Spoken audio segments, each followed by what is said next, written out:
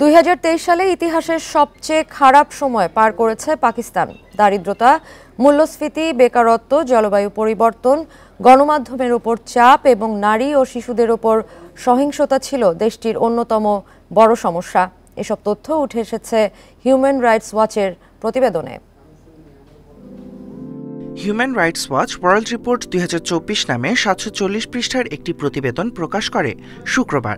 শতাধিক দেশে মানবাধিকার বিষয় পর্যালোচনা করেছে HRW।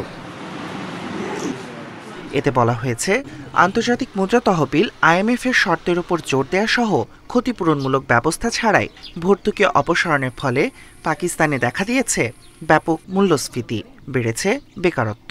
এসব নানা কারণে অতিরিক্ত কষ্টের সময় পার করেছে নিম্ন আয়ের মানুষ। জলবায়ু পরিবর্তনে অত্যন্ত ঝুঁকিপূর্ণ পাকিস্তান। বৈশ্বিক গড় থেকে যথেষ্ট বেশি উষ্ণতার সম্মুখীন হয়েছে বলেও উঠে আসে প্রতিবেদনে।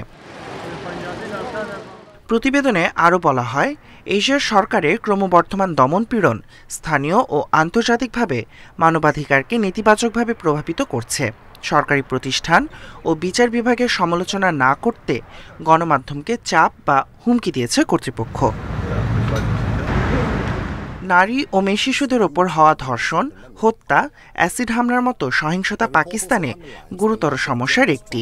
HRWর হিসাবে প্রতি বছর অনার কিলিংয়ের নামে 1000 নারীকে হত্যা করা হয়।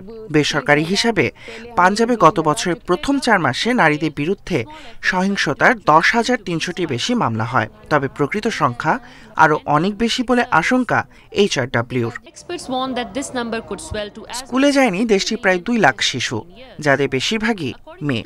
HRW বলছে, কম স্কুল, পড়াশোনার খরচ, বাল্যবিয়ে, শিশুশ্রম ও লিঙ্গ বৈষম্য সহ বেশিরভাগ ক্ষেত্রে মেয়েরাই স্কুল থেকে দূরে ছিল। Tahmid Abrar, independent news.